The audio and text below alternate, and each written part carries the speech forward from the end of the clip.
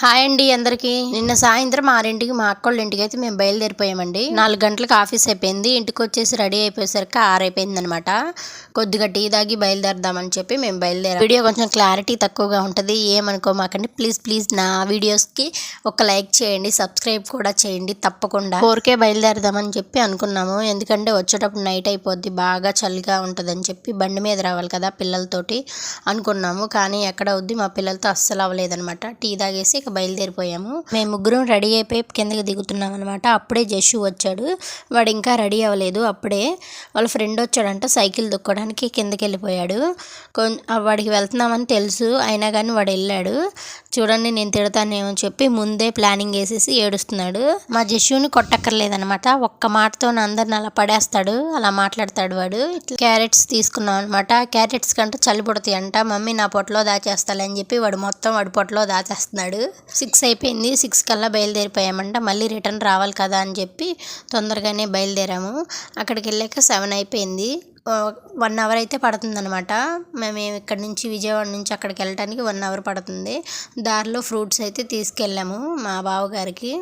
మేము వెళ్తున్నట్టు వాళ్ళకి తెలియదు అనమాట. వెళ్ళంగానే వాళ్ళు షాక్ అయిపోయారనమాట, ఇప్పుడు వచ్చారా అని చెప్పి. ఇంకా సరే అందరం భోజనం చేయాలి కదా, కర్రీ ఏం లేదని చెప్పి, సరే పచ్చడి చెయ్యి అక్క, నువ్వు బాగా చేస్తావని చెప్పానంటే నా కోసం అయితే మా అక్క పచ్చడి రెడీ చేస్తుంది అనమాట. అన్ని కూరగాయలు వేసి చేయమని చెప్పి అన్నాను. మాట్లాడుకుంటా జోకులు వేసుకుంటా ఇద్దరం అట్లా కోసేసామన్నమాట అన్ని. ఇక లాస్ట్కి పచ్చిమిర్చి వేస్తుంది. పచ్చిమిర్చి అలా ఎందుకు వస్తుందంటే అవి పేలకుండా ఉంటాయని చెప్పి నూనెలో వేసినప్పుడు అలా తుంపి వేస్తుంది. ఎప్పుడైనా మనం పచ్చిమిర్చి డైరెక్ట్గా నూనెలో వేయకూడదు, వేస్తే ఏమవుద్దంటే మన మీద చిందిపోతుంది అనమాట. ఇది జున్ను అండి. అసలు జున్ను చూడంగానే షాక్ అనమాట. నేను అయ్యో జున్నా అన్నాను ఒక్కసారిగా. ఆ జున్ను బాగా గట్టిగా ఉందనమాట. ఫస్ట్ రోజు పాలు కదా, అందుకని గట్టిగా ఉంది. ఇప్పుడైతే చాలా మంది అడుగుతున్నారనమాట, జున్ను పాలు ఎక్కడా దొరకట్లేదు, బయట 400 పెట్టినా కూడా జున్ను పాలు దొరకట్లేదు అనమాట మనకి. మా వారు పిల్లలు బయటికి వెళ్ళారనమాట, కొద్దిగా పని ఉందని చెప్పి. సరే అవన్నీ పొయ్యి మీద పెట్టేసాం, వేగుతున్నాయి. చాలా రోజులు అయింది కదా అని చెప్పి ఇక బయటికి వెళ్ళి కూర్చొని మాట్లాడుకుందాం అని చెప్పి ఆ జున్ను తీసుకొని వెళ్తున్నాం అనమాట ప్లేట్లో. నేను అడిగాను అనమాట, ఏంటి ఎవరికి వేస్తున్నావు, నాకేనా పెడుతున్నావు ప్రత్యేకంగా అని చెప్పని అడిగితే, లేదు నేను తినడానికి అని చెప్పాను అంది. మా అక్క అంతే అలాగే అంటది, కానీ మాకు పెట్టకుండా అసలు ఏమి తినదనమాట. సర్లే వెళ్ళి బయట కూర్చొని కాసేపు మాట్లాడుకుందాం, చాలా రోజులు అయింది కదా అని చెప్పి బయటికి వెళ్ళి కూర్చున్నాం అనమాట. ఇంటి పక్కన ఆవిడ కూడా వచ్చింది మమ్మల్ని చూసి పలకరివ్వడానికి, ఎప్పుడు వచ్చారు అని చెప్పి. ఇదిగో చూసారు కదా బుజ్జి తల్లి. ఈ బుజ్జి తల్లి మొన్నే పుట్టిందనమాట. ఈ బుజ్జి తల్లి పుట్టింది కాబట్టి మనకి జున్ను తినే అవకాశం వచ్చిందనమాట.